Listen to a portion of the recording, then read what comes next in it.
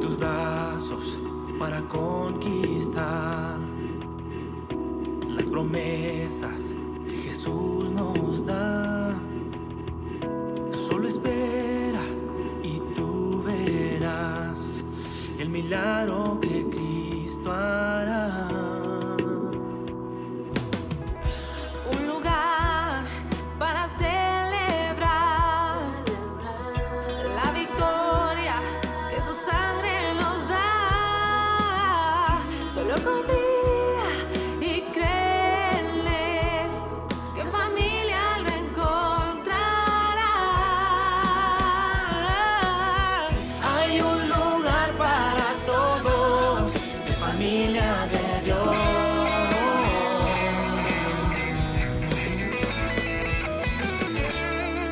Familia de Dios.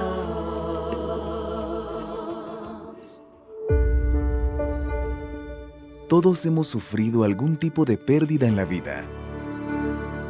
El dolor de las pérdidas puede irse acumulando con el paso de los años e incluso puede quedarse estancado en el alma sin una resolución adecuada. Y ahora, amados hermanos, queremos que sepan lo que sucederá con los creyentes que han muerto, para que no se entristezcan como los que no tienen esperanza. Duelo y fe.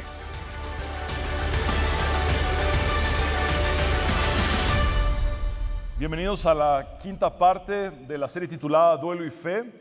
En esta ocasión exploraremos el salmo más triste del Salterio. Ese es precisamente el título de este mensaje, el salmo más triste del Salterio. El Salmo 88 es un cántico de lamentación y súplica individual, pero no es un ejemplo típico, ya que este carece de varios elementos tradicionales de dicho género. El libro de los Salmos está repleto de oraciones de personas que atravesaron por una diversidad de padecimientos y sufrimientos.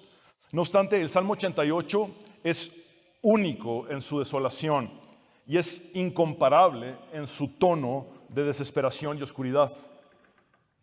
Este no es un salmo cómodo de abordar.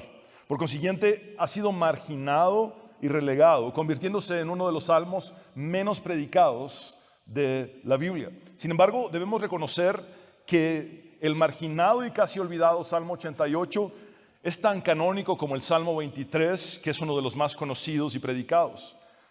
En otras palabras, necesitamos recordar que el Salmo 88 es tan bíblico como el Salmo 23.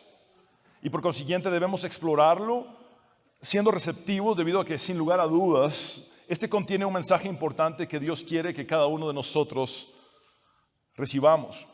Hoy realizaremos un viaje en el que tocaremos el fondo absoluto de las emociones más difíciles y tenebrosas que se registran en el libro de los Salmos.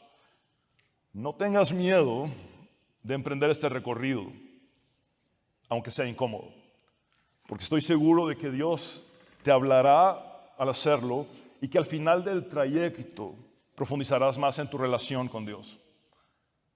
Pero, ¿a qué se debía el sufrimiento del salmista?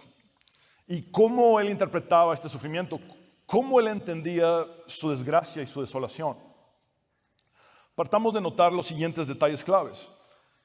En el Salmo 88 no hay confesión de pecados. Esto nos lleva a entender que el salmista percibe su inmensa tragedia como inmerecida. Él no halla una explicación lógica para lo que le ha acontecido. En el Salmo 88 no hay descripción de enemigos ni de las acciones adversas de estos. El salmista ve a Dios como el causante directo de su sufrimiento. En el Salmo 88 no se expone el contenido concreto de la petición. Quizá el orante, lleno de confusión, no tiene ni idea de qué pedirle a Dios específicamente. En el Salmo 88 no hay acción de gracias a Dios. Es probable que el salmista, en su aturdimiento y desasosiego, no encuentre ni un solo motivo por el cual agradecerle a Dios. El Salmo 88 nunca llega a la resolución de confianza y alabanza propia de los salmos de lamentación. Su desenlace no alcanza un final feliz. Tanto el Salmo 88 como el Salmo 39 carecen de un final feliz. El Salmo 39, por ejemplo, concluye con el salmista diciéndole a Dios: aparta de mí tu mirada para poder alegrarme antes de que me vaya de aquí y ya no exista. Esto significa: Dios, si me dejas en paz, voy a lograr ser feliz en lo que me queda de vida. Déjame morir en paz. En el último versículo del Salmo 88, el salmista le dice a Dios en oración: me has quitado amigos y seres queridos. El salmista está solo y aislado, padeciendo múltiples duelos complicados, ha perdido amigos y seres queridos y finalmente le expresa a Dios: ahora solo tengo amistad con las tinieblas. Noten que la última palabra del Salmo 88, estoy empezando desde el final intencionalmente, la última palabra del Salmo 88 es Machshach en hebreo, que se traduce como tinieblas u oscuridad. Este término hebreo denota un lugar de tinieblas, una región oscura en la que la persona no se ubica y pierde el rumbo. Un individuo puede atravesar por dos tipos de oscuridad: la externa y la interna. La oscuridad externa tiene que ver con las circunstancias inevitables que enfrentamos en la vida cuando atravesamos por valles de sombra. La oscuridad interna tiene que ver con el estado emocional abatido, triste y deprimido que podemos experimentar. A veces podemos atravesar por una oscuridad externa, pero por dentro nuestro estado emocional es optimista y esperanzador. Es decir, podemos atravesar por una oscuridad externa teniendo cierta luz interna. Sin embargo, cuando la oscuridad externa nos abruma y es prolongada, esta puede invadirnos y afectarnos por dentro, provocándonos una tristeza profunda, depresión y desesperación. Esta es precisamente la oscuridad interna la que entenebrece las emociones. El salmista está padeciendo tanto de una oscuridad externa por las circunstancias adversas, como de una oscuridad interna por las emociones devastadoras que está experimentando. En todos los enunciados de este salmo, vemos que está lleno de una profunda oscuridad impenetrable que rodea e invade a una persona que ha sufrido incesantemente desde su niñez y que en su presente se siente marginada, sola y al borde de la muerte. El salmista no puede comprender lo que le ha acontecido y no hay explicación teológica, ni espiritual, ni emocional, ni siquiera lógica para su calamidad prolongada. Perón, por ejemplo, comenta que desde el principio hasta el fin, el Salmo 88 es solo un gemido de dolor. Es el único salmo en el cual la expresión de los sentimientos, el derramamiento del corazón apesadumbrado delante de Dios, no obtiene consuelo ni alivio inmediato. Osterley observa que este salmo es único, es un grito desesperado de sufrimiento que no recibe el alivio de ni siquiera un solo rayo de consuelo o de esperanza. Hay buenas razones para suponer que su autor conocía el libro de Job y que él mismo puede haber sido un leproso. Evidentemente esta no es más que una conjetura, ya que no sabemos con precisión cuál era el padecimiento del salmista. Los detalles parecen indicar que el salmista sufre de una enfermedad grave. Sin embargo, este salmo puede aplicarse a cualquier tipo de padecimiento prolongado, ya sea físico, psicológico o emocional. El contexto personal del salmista no limita la relevancia del salmo, ya que él mismo retrata a cualquier persona o individuo que esté padeciendo intensamente y prolongadamente. El hecho de no tener la información del padecimiento específico del salmista nos da la enorme ventaja de poder adaptar este salmo a cualquiera que sea nuestra situación en lo individual. Cada uno de nosotros puede apropiarse de este salmo en los tiempos de oscuridad. La iglesia primitiva usó este salmo en la liturgia del Viernes Santo para referirse a los sufrimientos de Cristo.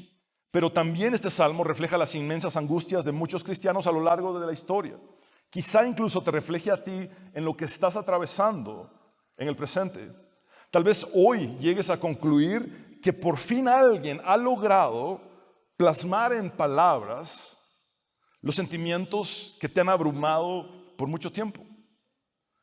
Veamos primeramente el encabezado del Salmo. Este sería el equivalente al versículo 0, ya que es parte del texto hebreo. Este salmo tiene un título doble. Inicia así: Cántico. Salmo de los hijos de Coré. Este es el último salmo de la colección de los hijos de Coré. Al director musical. Este detalle generalmente aparece al principio del título, pero este salmo en particular contiene una mayor información en su encabezado. Ahora, noten esto. Según Mahalat Leanot, la nueva versión internacional, translitera palabras hebreas. Mahalat Leanot. Estas palabras son de difícil traducción, pero parecen indicar lo siguiente. Es la instrucción de cantar con tristeza. Luego vemos el término másquil. Este término hebreo nos dice que estamos delante de un cántico que también es una instrucción con el fin de llevarnos a la meditación de Emán el Ezraíta. Este personaje es el autor del salmo, Emán el Ezraíta. Emán fue fundador del coro de los coreitas. ¿Se acuerdan ustedes de esta expresión constante que vemos? Salmo de los hijos de Coré. Pues Emán se cree que es el fundador del coro de los coreitas. Fue uno de los cantores del templo de los reinados de David y Salomón respectivamente. Es decir, estuvo participando activamente en el templo durante ambos reinados. Además fue reconocido por profetizar, pero por acompañar la profecía con la música. Es decir, era una especie de profeta musical. Y es posible que también haya sido uno de los sabios que sirvió al rey Salomón. ¿Se acuerdan ustedes qué fue lo que Salomón le pidió a Dios? Sabiduría. Ahora, para que Emán el Ezraíta haya llegado a ser un consejero de Salomón, significa que fue conocido o reconocido como uno de los hombres más sabios de su nación. Entonces, estamos delante de la oración de un personaje muy significativo. No es cualquiera. Estamos delante de la oración de un creyente, un siervo de Dios, un músico y poeta, un verdadero profeta, quien además habría sido considerado como uno de los hombres más sabios de Israel. Lleno de dolor, habló sinceramente con Dios. Y este es el punto número 1. La oración desde el fondo del sufrimiento. Emán, con su alma saturada de males, eleva una plegaria desgarradora a Dios diciendo: Señor, Dios de mi salvación. Esta es básicamente la única nota positiva en todo el salmo. El salmista se dirige directamente a Yahvé, lo reconoce como el Dios verdadero y como el Dios que lo ha salvado. Es el Dios de su salvación. Y continúa diciéndole a Dios en oración: día y noche clamo. Y quiero llamar su atención sobre esta palabra clamo, ya que a lo largo del salmo vamos a encontrar 3 sinónimos que expresan clamor. 3 sinónimos en hebreo que expresan clamor. Esta es la primera palabra, que es tza'ak en hebreo, cuyo sentido es clamar por ayuda. Entonces el salmista dice: día y noche clamo por ayuda en presencia tuya. Esto nos muestra que el salmista no encontraba una solución a sus problemas y que estos le afectaban y ocupaban todo el tiempo, como una especie de aguijón que está clavado y que afecta permanentemente sin dar tregua alguna a una persona. Asimismo, podemos notar que el salmista era un hombre piadoso cuyo clamor empezaba desde la mañana y proseguía al anochecer. Lo primero que nos queda claro es que este personaje es un creyente que le ha servido a Dios y que está padeciendo profundamente. En el versículo 2, Emán continúa diciéndole a Dios: que llegue ante ti mi oración, dígnate escuchar mi súplica. A pesar de sus constantes e incesantes oraciones, el salmista no percibe que Dios lo escuche y mucho menos que Dios le responda. En estos 2 versículos, que son el punto de partida de la oración registrada en este salmo, observamos un sufrimiento intenso e ininterrumpido. El salmista contempla cómo el tiempo transcurre sin que su oración sea respondida. Diariamente ora y diariamente se percata de que no hay ningún cambio en su condición difícil y que las cosas incluso están empeorando. La oración del salmista es persistente, aun cuando él siente que después de muchos días Dios no lo ha escuchado. Nuevamente, al inicio de un nuevo día, él vuelve a intentarlo una vez más. Y sigue orando sin descanso, anhelando que su oración llegue a ser finalmente escuchada y respondida por Dios. Punto número 2. Las emociones de angustia cuando la vida se desmorona. Ahora el salmista expone la naturaleza de su aflicción y expresa en palabras la profundidad de su dolor. Sus problemas son incesantes y, como se los he dicho, solamente están empeorando. El salmista le dice a Dios todo lo que siente. Tan colmado estoy de calamidades, literalmente mi alma está llena de tantas angustias que mi vida está al borde del sepulcro. Y quiero llamar su atención sobre esta palabra sepulcro porque es clave para nuestro entendimiento del Antiguo Testamento en general. La palabra traducida como sepulcro en hebreo es Sheol o Seol. Los creyentes del Antiguo Testamento no entendían la vida después de la muerte como lo hacemos nosotros en el presente. El término Sheol o Seol indica el inframundo, es decir, el lugar de los muertos según el pensamiento hebreo de la antigüedad, no según nuestro pensamiento cristiano actual. A grandes rasgos, el inframundo no era un lugar ni de castigo ni de recompensa. Nosotros tendemos a asociar un infierno de castigo y un cielo de recompensa en cierta medida, aunque ninguno de nosotros se gana el cielo, es solamente por la misericordia de Jesús. Pero en el contexto del Antiguo Testamento era un lugar en general para todos, no era ni de castigo ni de recompensa, simplemente era entendido como el lugar o la morada de los muertos. El Sheol o Seol en la teología del Antiguo Testamento era el reino sombrío de los muertos, el lugar al que iban todos los muertos sin excepción, buenos y malos, justos e injustos, ricos y pobres, grandes y pequeños, poderosos y débiles. Se entendía la muerte como el gran nivelador social. Todos al morir descendían al Seol o sepulcro. Este era entendido como un lugar de oscuridad, silencio y olvido. El Seol implicaba separación de Dios. Los muertos no podían comunicarse con Yahvé. Esa era la forma en la que los hebreos entendían el Seol. Recordemos que los personajes del Antiguo Testamento, como Emán el Ezraíta, el autor de este Salmo 88, no contaba con la maravillosa revelación que nosotros tenemos en el Nuevo Pacto acerca de la vida eterna que hemos recibido gracias a nuestro Señor Jesucristo, nuestro poderoso Salvador. En el versículo 4, Emán continúa diciéndole a Dios: ya me cuentan entre los que bajan a la fosa, es decir, ya me han dado por muerto. Parezco un guerrero desvalido. El salmista se siente acabado, ya no tiene vitalidad ni fuerza. Me han puesto aparte entre los muertos, se siente como un muerto en vida. Parezco un cadáver que yace en el sepulcro de esos que tú ya no recuerdas porque fueron arrebatados de tu mano. Esto es descriptivo de cómo Emán y sus contemporáneos entendían el Seol o el Sheol.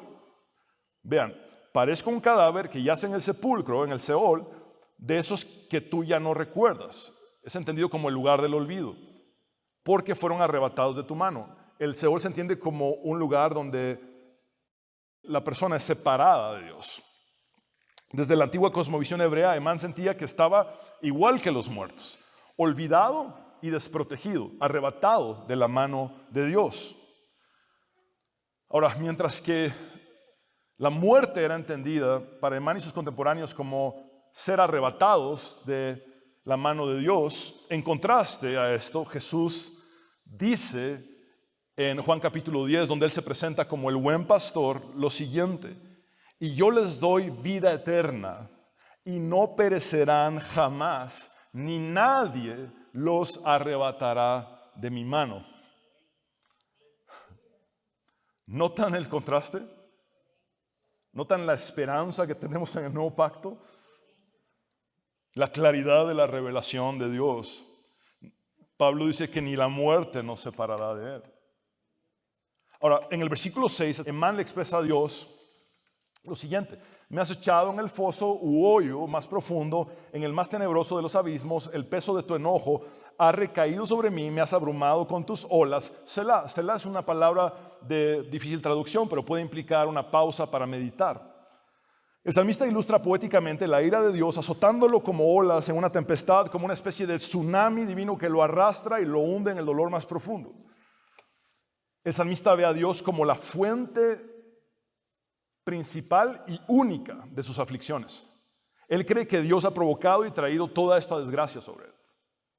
Y su frustración más grande es saber que Dios tiene el poder de liberarlo, pero no lo hace. Y por eso siente que Dios lo ha rechazado, abandonado y olvidado. El salmista tenía una expectativa acerca de lo que Dios haría, pero le ha sucedido todo lo opuesto de lo que esperaba. Las expectativas frustradas intensifican más el dolor. Decimos cosas como: yo esperaba que Dios hiciera esto y pasó todo lo contrario. O yo esperaba que a estas alturas de mi vida todo iba a ser diferente, pero ahora me doy cuenta que mis expectativas no fueron reales y ahora son meramente expectativas perdidas o frustradas. Entonces, cuando hay expectativas que no se cumplen, el dolor se agudiza todavía más. Ahora, evidentemente el salmista está decepcionado de Dios. Y yo entiendo que esto puede alarmarnos a muchos, pero hay varios personajes bíblicos que se decepcionaron de Dios. Los encontramos en el texto bíblico. Un ejemplo claro en el Nuevo Testamento es Juan el Bautista. Le manda a decir a Jesús: ¿eres tú el que habría de venir o debemos esperar a otro? El mismo profeta que preparó el camino para la llegada del Mesías está decepcionado de Dios. Pero Dios puede lidiar con nuestras decepciones acerca de Él. No le afectan en la medida que nosotros llegaríamos a pensar. Ahora, este es el punto número 3, los sentimientos de soledad y abandono. Emán continúa diciéndole a Dios: me has quitado a todos mis amigos, es decir, ya no tiene a nadie. Y ante ellos me has hecho aborrecible. Su padecimiento lo había hecho repulsivo, incluso para sus amigos. Se siente rechazado por Dios y la gente. De alguna manera, él sentía que estaba alejando a la gente y se percibe como completamente solo, aislado.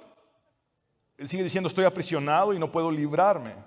No siente salida, no hay solución a sus problemas, ha sido marginado por todos, está aislado y confinado a la presión de su propio ser, está lleno de emociones oscuras y confusas. Versículo 9, los ojos se me nublan de tristeza. Esto tiene tanto un sentido emocional como físico. Emocionalmente, el salmista ya no puede divisar con claridad nada. No puede ni siquiera ver un horizonte futuro, ha perdido la esperanza. Físicamente sus ojos están fatigados, hinchados de tanto llorar. Uno de los primeros pasos hacia el avivamiento personal es ser completamente transparente al hablar con Dios y decirle todo lo que hay en nuestros corazones. Emán se resiste a ser silenciado y continúa clamando: yo, Señor, te invoco cada día. Te invoco es la palabra hebrea kará. Este es el segundo sinónimo que expresa clamor en el hebreo de los 3 que aparecen en el Salmo. Este término tiene el sentido de clamar en voz alta, continuamente y sin descanso. Emán continúa diciendo: y hacia ti extiendo las manos. Esa acción tiene que ver con pedir socorro desesperadamente a Dios, extender las manos. Emán sabe que nadie más tiene la capacidad de ayudarlo en su situación. No hay nadie que pueda traer una solución a su condición. Entonces, es Dios todo lo que le queda. De alguna manera, él sigue llevando sus cargas a Dios, aún desde sus emociones más oscuras. Punto número 4, la incertidumbre ante la muerte. Insisto en esto, los creyentes del Antiguo Testamento no contaban con toda la revelación acerca de la muerte y la vida después de la muerte que nosotros tenemos en la actualidad. Desde su antigua cosmovisión, Emán presenta una serie de preguntas retóricas que en el hebreo dan la impresión de ser 6 preguntas que tienen un sarcasmo implícito. Él está enojado, él está decepcionado, está frustrado, tiene un dolor muy fuerte y entonces pregunta a Dios sarcásticamente lo siguiente: ¿acaso entre los muertos realizas maravillas? Por cierto, cuando es una pregunta retórica de esta clase, lo que Emán está esperando como única posible respuesta es un rotundo no. Entonces dice: ¿acaso entre los muertos realizas maravillas? El sentido parece ser: ¿cómo podrás mostrar tus portentosos actos de salvación si esperas hasta que yo me muera? ¿Pueden los muertos levantarse a darte gracias? Selah, literalmente en el hebreo dice, ¿pueden los muertos levantarse y alabarte? Su entendimiento del Seol o la morada de los muertos era que al fallecer él quedaba aislado de Dios, que no tenía comunicación con Dios. Versículo 11, ¿acaso en el sepulcro se habla de tu amor? Él sabía que al morir no podría proclamar el amor de Dios a los demás. Y se habla de tu fidelidad en el abismo destructor. Él concluye que tampoco podría declarar la fidelidad de Dios si moría. ¿Acaso en las tinieblas se conocen tus maravillas o tu justicia en la tierra del olvido? La tierra del olvido es una manera de referirse al Seol. Broyles resume todas las preguntas anteriores y las compacta en un solo cuestionamiento a Dios, diciendo, si permites que tus adoradores mueran, ¿a quién salvarás y quién ensalzará tu bondad? Necesitamos recordar que Emán era un adorador por excelencia. Era un siervo de Dios y si el Señor permitía que él muriera, su voz ya no se escucharía más en el templo alabando y proclamando a Dios. El Nuevo Testamento presenta a la muerte como el último enemigo a vencer. La respuesta a toda pregunta, incluyendo las preguntas retóricas y sarcásticas de Emán, se encuentra en última instancia en la resurrección victoriosa de Jesús. Emán no se imaginó que un día la respuesta a sus preguntas iba a ser diferente. Nuestra perspectiva en el tiempo presente está llena de esperanza porque la resurrección de Cristo garantiza nuestra resurrección. Punto número 5 y final. El llanto desesperado que no haya respuesta. La angustia y la agonía del salmista van en aumento. Todo parece solamente seguir empeorando para él. Versículo 13. Yo, Señor, te ruego que me ayudes. Aquí he resaltado te ruego porque es la palabra hebrea shivati, que es el tercer sinónimo que expresa clamor a lo largo del Salmo. Incluso pensé en algún momento titular este mensaje como las 3 llamadas de clamor. La primera llamada de clamor, la segunda llamada de clamor y la tercera llamada de clamor. Por este detalle de estos 3 sinónimos. La forma gramatical de este término da el sentido de pronunciar una serie sucesiva de gritos, en este caso de gritos incesantes rogando a Dios por ayuda. Emán continúa diciendo, por la mañana busco tu presencia en oración y luego pregunta, ¿por qué me rechazas, Señor? Noten que el salmista continúa buscando a Dios cada día, aun cuando diariamente siente que está siendo rechazado por él, que Dios no lo oye y que Dios no le responde.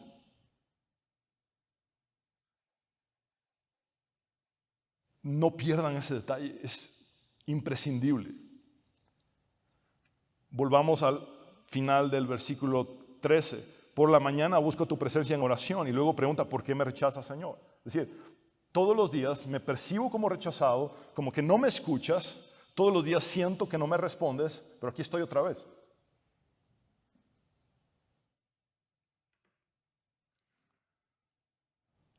¿Por qué escondes de mí tu rostro? Esconder el rostro en la cosmovisión hebrea tiene sentido de Dios, tú no me respondes, ya no me miras, me has abandonado, ya no actúas más en mi vida. Yo he sufrido desde mi juventud, la palabra hebrea noar también puede implicar niñez. Yo he sufrido desde que era un niño. Es como decir, Dios, tú sabes que he sufrido toda mi vida. Muy cerca he estado de la muerte, me has enviado terribles sufrimientos y ya no puedo más. Ha llegado a su límite, ya no aguanta. El salmista tiene la impresión de que Dios lo seleccionó desde niño para el padecimiento. Él percibe que ha sido elegido por Dios para sufrir toda su vida. La gran lección es que el sufrimiento prolongado puede ser parte de la vida del creyente. El sufrimiento prolongado puede ser parte de la vida del cristiano. La fe y el sufrimiento no son incompatibles. La fe santifica el sufrimiento. Y es a través del sufrimiento santificado por la fe que profundizamos aún más en nuestra relación con Dios. Llegamos a conocer a Dios de una forma mucho más profunda. El salmista continúa diciéndole a Dios: tu ira se ha descargado sobre mí, tus violentos ataques han acabado conmigo. El salmista insiste en que Dios es la fuente exclusiva de su sufrimiento extremo. Todo el día tus violentos ataques me rodean como un océano, me han cercado por completo. Usando las imágenes de las aguas o un océano, el salmista ilustra poéticamente el sufrimiento que no es solo abrumador, sino también constante. Él percibe que Dios lo ha hundido en el dolor más profundo y Emán siente que es totalmente incapaz de salir a la superficie a respirar un poco de esperanza.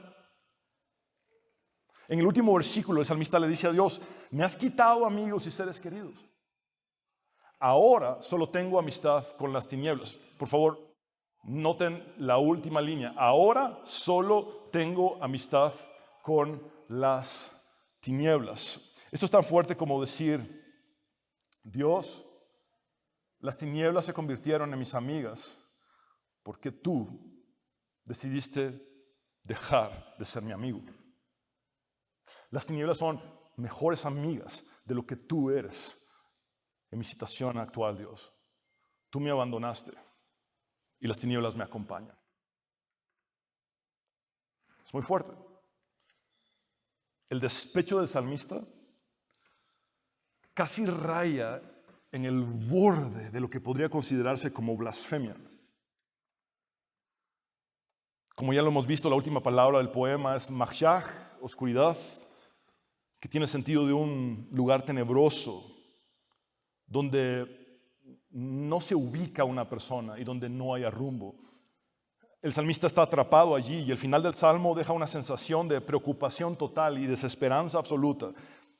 Es una emoción intensa, no hay alivio ni resolución. Uno esperaría un giro ascendente y no lo hay. Tanto espiritualmente como psicológicamente, el salmista experimenta una depresión profunda.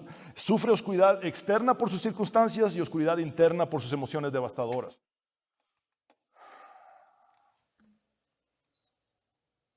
Bueno, ya se pueden ir a su casa. No. Las preguntas que surgen son las siguientes. ¿Por qué es trascendental para Dios el Salmo 88? ¿Por qué en su soberanía divina lo ha dejado en su santa palabra eterna para que esté a nuestro alcance? ¿Qué es lo que Dios quiere decirnos por medio de este salmo tan incómodo? Este salmo que ha sido evadido, relegado, marginado. Les aseguro que es probablemente la primera vez que escuchan una prédica del Salmo 88. Y muchos de ustedes tienen muchos años en la fe. ¿Cuál es el recurso divino que podemos obtener de este salmo? Que Dios sí puede ver y que nosotros tratamos de evadir. El salmo presenta de forma gráfica y explícita la realidad de los sentimientos humanos ante una enfermedad terminal, ante una crisis inexplicable, ante un trauma severo, ante una pérdida irreparable y ante el sufrimiento prolongado entre muchos otros padecimientos y desilusiones. El erudito Derek Kidner dice pertinentemente que la sola presencia de estas oraciones en las Escrituras atestigua del entendimiento de Dios. Dios sabe cómo hablan los seres humanos cuando están desesperados. Dios sabe cómo hablan los seres humanos cuando están desesperados.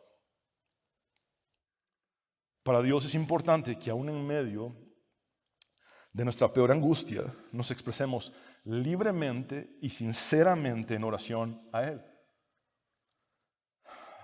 Vimos que Emán le expresó a Dios palabras tan fuertes que casi llegaban al borde de lo que podría ser considerado como blasfemia. haciendo un paralelo entre Emán y Job, podemos observar que Job también se enojó con Dios. Acusó y cuestionó a Dios y dijo cosas terribles tanto a Dios como acerca de Dios. Sin embargo, aquí está lo que me vuela la cabeza. Sin embargo, Dios elogia a Job.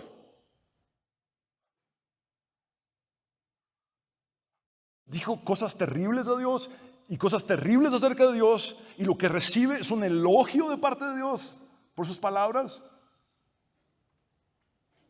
Sí, a pesar de todo lo que Job dijo, Dios lo elogia. Leamos Job capítulo 42, versículo 7. Luego que el Señor terminó de hablar con Job, dijo a Elifaz de Temán. Elifaz era probablemente el mayor de los 3 amigos de Job, por eso Dios se dirige a él. Estoy airado contra ti y tus 2 amigos, Bildad y Zofar, pues no tenían razón en lo que dijeron respecto a mí, como si la tuvo Job. Un momento, Job tuvo razón. En mi limitada humanidad no puedo encontrar que Job tenía razón.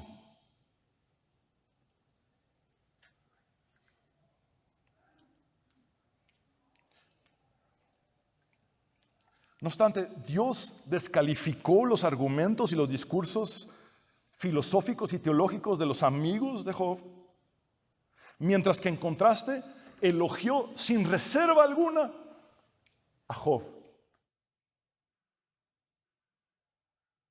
Pero ¿por qué Dios elogió a Job de esta manera? Si incluso Job se arrepintió tanto de lo que había dicho a Dios como de lo que había dicho acerca de Dios. Job mismo se retracta. ¿Por qué Dios lo elogia? Job le expresa a Dios: de oídas había oído hablar de ti, pero ahora te veo con mis propios ojos. Esto tiene el sentido de: Dios, yo sabía sobre ti, pero ahora te conozco verdaderamente. Por tanto, ojo con esto, me retracto de lo que he dicho. Y me arrepiento en polvo y ceniza. ¿Cómo podía tener razón? ¿Cómo podía ser elogiado por Dios? ¿Por qué Dios le dio la razón a Job cuando al parecer éste no la tenía? La única respuesta que hallo en mi limitada humanidad es esta. Dios elogió a Job por el aspecto relacional de su lamento, no por el contenido de su lamento. Se lo repito. Dios elogió a Job por el aspecto relacional de su lamento, no por el contenido de su lamento. Job es elogiado por Yahvé, el Dios verdadero, porque siguió hablando con él a lo largo de toda su experiencia llena de múltiples pérdidas simultáneas. Job perdió a sus trabajadores y a sus animales y siguió hablando con Dios. Perdió a sus hijos y a su familia. Su esposa le dijo: maldice a Dios y muérete. Y Job adoró a Dios y siguió hablando con Dios. Job perdió sus posesiones y pertenencias y siguió hablando con Dios. Job cayó en una depresión profunda y siguió hablando con Dios. Job perdió su salud y siguió hablando con Dios. Perdió a sus amigos y siguió hablando con Dios. Lo perdió todo y siguió hablando con Dios. Incluso Job llegó a creer que había perdido al mismo Dios y siguió hablando con el Dios que creyó que había perdido. Job no entendía lo que estaba pasando, estaba enojado y resentido con Dios, pero continuó orando, siguió dirigiéndose a Dios directamente.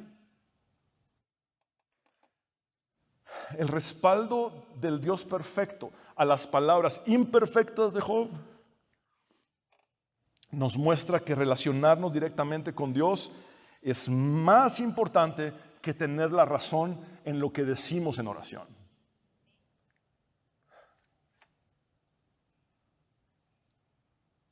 Decir lo correcto pasa a un segundo plano, cuando lo más importante es seguir hablando con el Dios correcto. Decir lo correcto pasa a un segundo plano cuando lo más importante es seguir hablando con el Dios correcto.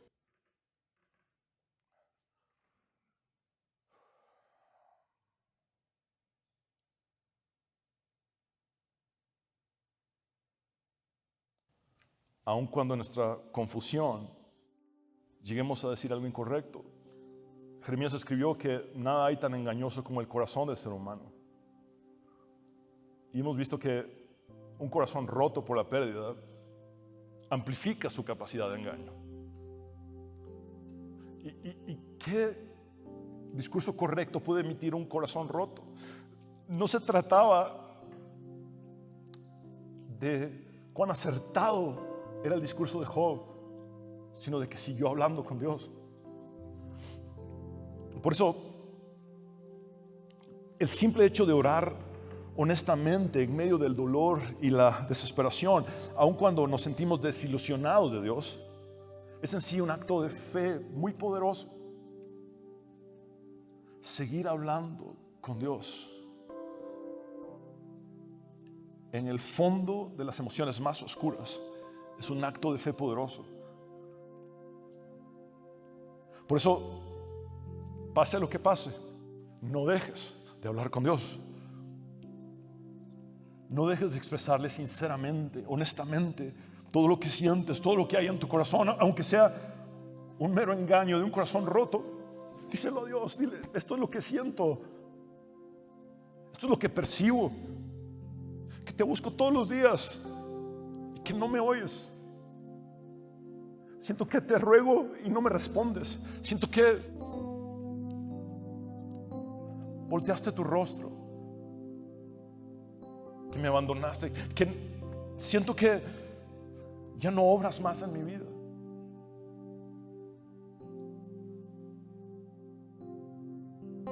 Incluso el salmista culpa a Dios como el causante de todas sus desgracias, pero sigue hablando con Él. Lo vuelve a buscar, aun cuando sienta que otro día más va a pasar sin que Dios lo escuche, sin que Dios lo atienda. Aun cuando se siente rechazado por Dios, lo vuelve a buscar. Llega un nuevo día y lo vuelve a buscar. A través del Salmo 88, Dios también nos enseña que no todo guión terrenal tiene un final feliz en un mundo caído.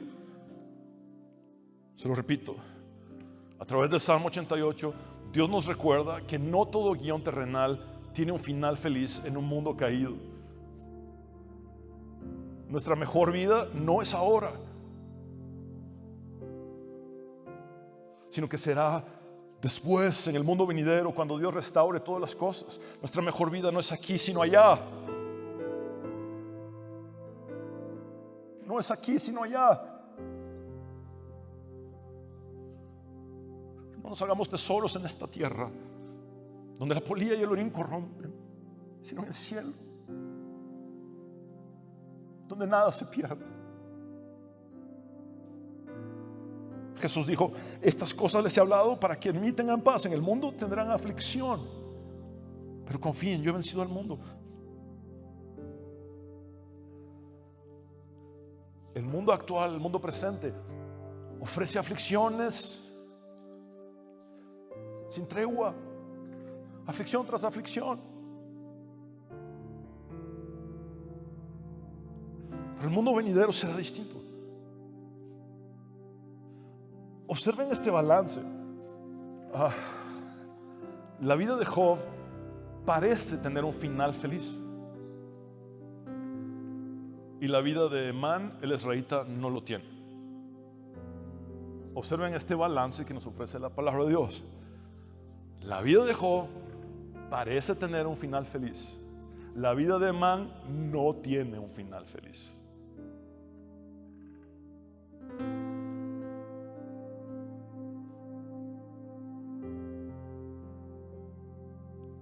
El libro de Job ha sido muy mal interpretado, ha sido mal enseñado, ha sido abusado por falsos maestros. El asumir que el mismo final que Job tuvo tendremos todos nosotros es una pésima interpretación y pésima aplicación de la Biblia. Porque la historia de Job no fue igual a la de Man, ni la historia de Job y la de Man es igual a la tuya. Tu historia es única con Dios. No puedes forzar los desenlaces de las historias bíblicas a tu propia historia. Tu historia es distinta. Tu historia con Dios es distinta. Entonces, garantizarle a las personas, porque has sufrido, así como Job, Dios te dará el doble. Eso se llama irresponsabilidad. Eso se llama fomentar falsas expectativas. La Biblia es realista, no es un libro de fantasía. En el mundo tenemos aflicción, Jesús lo garantiza.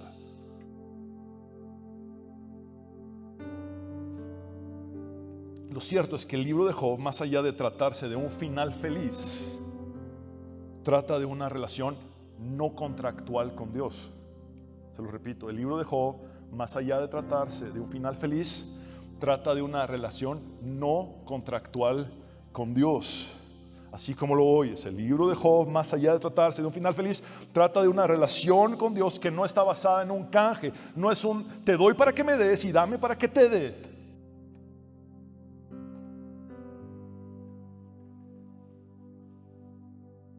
El libro de Job comienza con Satanás llegando a la presencia de Dios después de rondar la tierra. Y Dios le pregunta a Satanás lo siguiente en el capítulo 1 versículo 8 del libro: ¿te has puesto a pensar en mi siervo Job? No hay en la tierra nadie como él. Es un hombre recto e intachable que me honra y vive apartado del mal. Vean esta descripción que Dios hace de Job. En el versículo 9 vemos la respuesta de Satanás a Dios. Satanás replicó: ¿y acaso Job te honra sin recibir nada a cambio? Esa es la esencia del libro de Job. Eso es lo que más te debe importar del libro de Job. No el final feliz, esto es exactamente.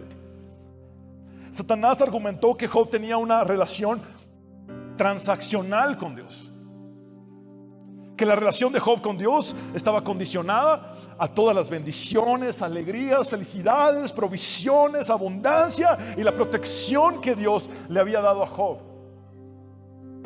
El sentido de las palabras de Satanás es el siguiente: Dios, Job no te ama ni se relaciona contigo por quien tú eres, sino por lo que tú le has dado. Su relación contigo es egocéntrica, es egoísta, es dependiente de lo que tú le has dado. Él solamente se ama a sí mismo y te utiliza a ti, Dios. Quítale todo y verás cómo te maldice. Quítale todo y su relación contigo va a terminar.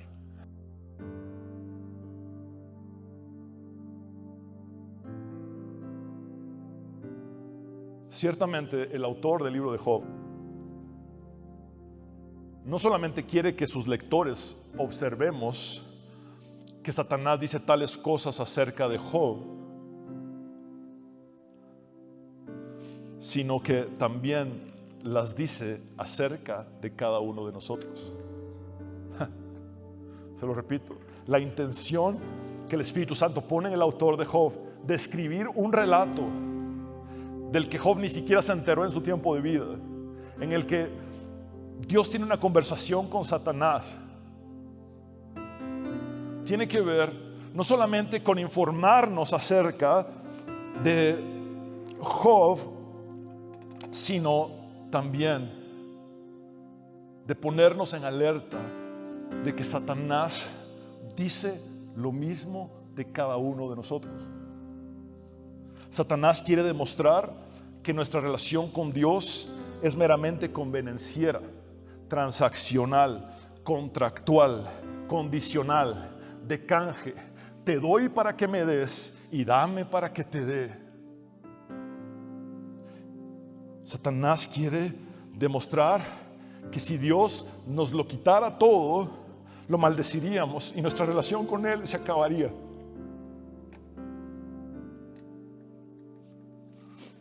Aun cuando Job dijo cosas incorrectas, tanto a Dios como acerca de Dios, jamás maldijo a Dios y nunca dejó de hablar con Dios. Es lo mismo que hizo Emán, el israelita. Nunca dejó de hablar con Dios. A pesar de todo, estos personajes que experimentaron el sufrimiento extremo nunca dejaron de relacionarse con Dios. ¿Y qué hay de ti? ¿Qué tipo de relación tienes con Dios?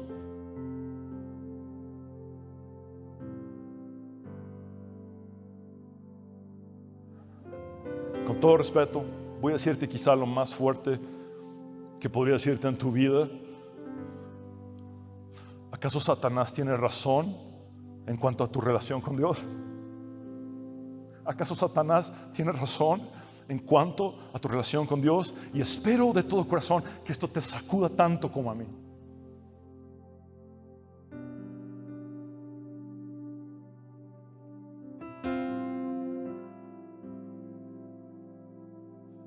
¿Acaso Satanás tiene razón de que te relacionas con Dios por recibir algo a cambio? ¿O que tu relación es dependiente de las transacciones, los contratos, los canjes, de lo que le das a cambio de recibir y de lo que recibes para dar? ¿Es acaso tu relación condicional?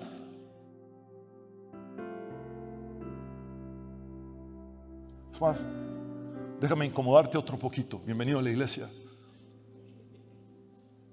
¿Qué pasaría si Dios te quita todo?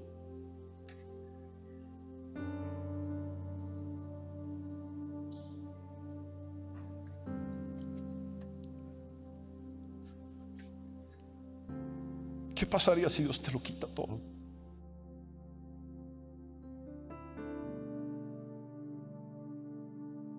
¿Lo maldecirías y terminaría tu relación con Él?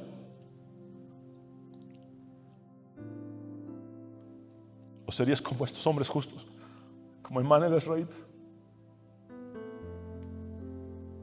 que tal vez rayando en la blasfemia, pero sigue hablando con Dios? Como Job, que tal vez de forma incorrecta, pero elogiado por Dios, porque sigue relacionándose con Él a través de todo su sufrimiento. ¿Seguirías tú relacionándote con Él?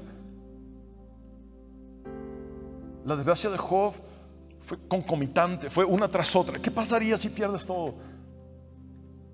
¿Maldecirías a Dios y se acabaría tu relación con Él? ¿O lo adorarías y seguirías hablando con Él? Ese es el verdadero mensaje. Esto comenta que cuando más oscura es la noche del dolor y cuanto más su velo cubre la vista, más digna de honor es esa fe que en medio de la oscuridad no deja de orar. Dietrich dice acertadamente lo siguiente: de hecho, es algo grandioso que nosotros en todas las angustias tengamos acceso libre al supremo, eterno y único bendito Dios, que ninguna profundidad de sufrimiento nos mantenga alejados de Él. Por favor, quiero enfatizar contundentemente la última línea de la cita que puse de Dietrich: que ninguna profundidad de sufrimiento nos mantenga alejados de Dios.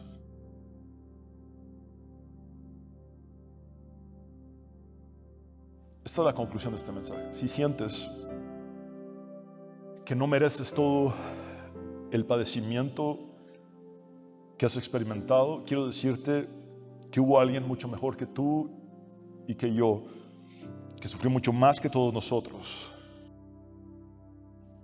Te invito a que leamos juntos la historia de su muerte. Desde el mediodía y hasta la media tarde, toda la tierra quedó en oscuridad. Él sufrió la oscuridad para darnos luz. como a las 3 de la tarde, gritó con fuerza, Elí, Elí, lama sabactani, que significa, Dios mío, ¿por qué me has desamparado? El abandono que el salmista siente y que Job siente es relativo. El abandono que Jesús experimenta aquí es absoluto. Está totalmente solo. Padre mío, ¿por qué me has abandonado? Cita el Salmo 22. Cuando lo oyeron, algunos de los que estaban ahí dijeron, está llamando a Elías. Al instante uno de ellos corrió en busca de una esponja, la empapó en vinagre, la puso en una caña y se la ofreció a Jesús para que bebiera. Los demás decían, déjalo a ver si viene Elías a salvarlo. Entonces Jesús volvió a gritar con fuerza y entregó su espíritu. En ese momento la cortina del santuario del templo se rasgó en dos de arriba a abajo. La tierra tembló y se partieron las rocas, se abrieron los sepulcros. Ojo con esto, por favor. Y muchos santos que habían muerto resucitaron. Salieron de los sepulcros y después de la resurrección de Jesús entraron en la ciudad santa y aparecieron a muchos. Después de esta lectura, quiero que recordemos un par de las 6 preguntas retóricas y sarcásticas que Emán escribe en el Salmo, para las que él estaba seguro que la única respuesta posible era un ¿qué? No. Salmo 88, versículo 10. Emán le pregunta a Dios, ¿acaso manifiesta sus maravillas a los muertos?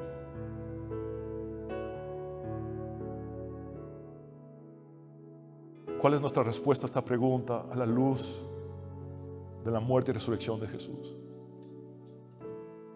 Dios sí manifiesta sus maravillas a los muertos. Emán también le preguntó a Dios, ¿se levantarán los muertos a alabarte? En otras palabras, ¿quién te va a alabar si me dejas morir? ¿Cuál es nuestra respuesta a esta pregunta? A la luz de la muerte y resurrección de Jesús, los muertos en Cristo se levantarán primero. Los muertos se levantarán para alabar a Dios. Así es que, Emán, creíste que la respuesta definitiva era un no. Jesús lo cambia todo. Ahora la respuesta es sí, Emán. Mi Dios levanta a los muertos para que lo alaben. Michael Wilco concluye su comentario del Salmo 88 diciendo lo siguiente.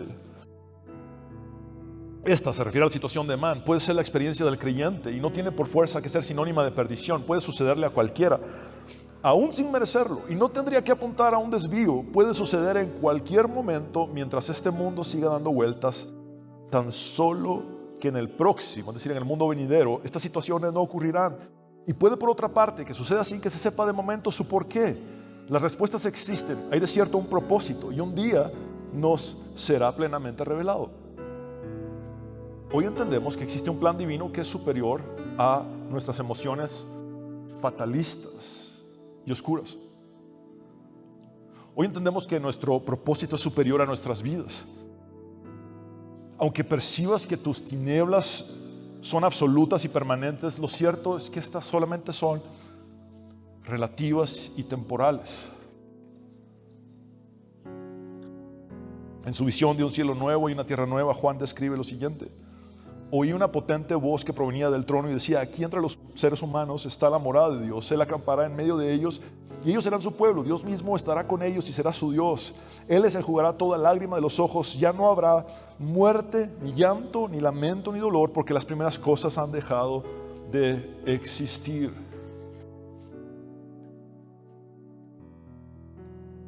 Notan cómo hay una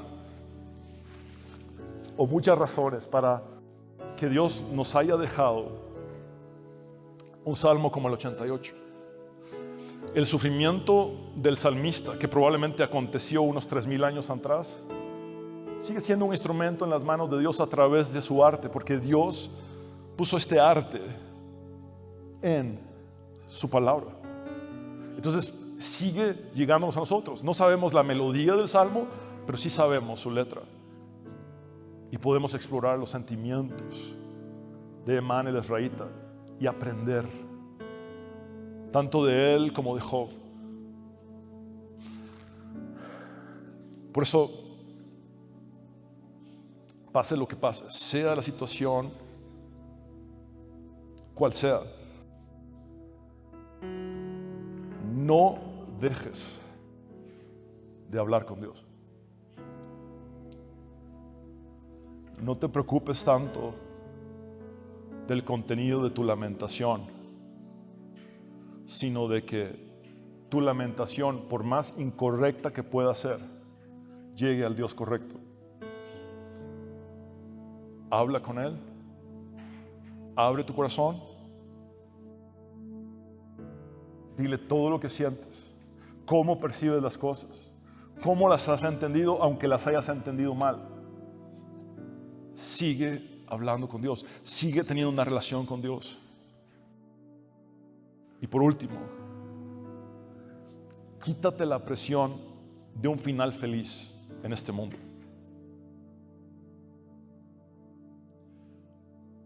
Una buena medida del dolor que sentimos viene de las expectativas frustradas. Una cosa es el dolor que nos causa un acontecimiento, y cuando a este acontecimiento le agregamos una expectativa muerta o una expectativa perdida, el dolor se agudiza aún más. Si te quitas la presión de un final feliz en un mundo caído, vas a conocer a Dios de una forma mucho más profunda. Porque el final feliz no es aquí, sino allá. Nuestros desenlaces son diferentes. Puedes sentar a Job y a Emán. Cuéntame tu final, Job. Cuéntame tu final, Emán. Muy distintos. Tu historia con Dios es única.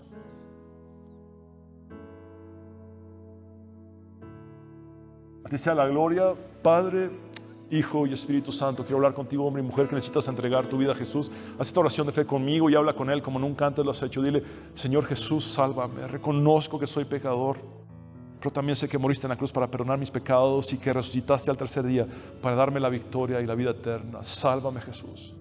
En tu nombre, Jesús, el único nombre bajo el cielo dado a los hombres en el cual podemos ser salvos, hemos orado. Amén y amén. Todos hemos sufrido algún tipo de pérdida en la vida.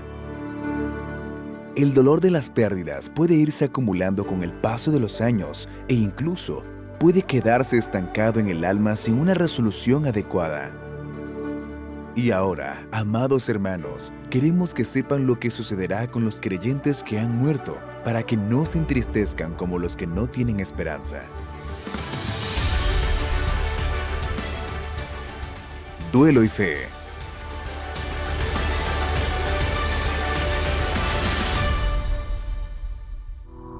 Abre tus brazos para conquistar las promesas que Jesús nos da. Solo espera y tú verás el milagro que Cristo hará. Un lugar para celebrar la victoria que su sangre nos da. Solo confía y créele que en familia lo encontrará. Hay un lugar para todos, en familia de Dios.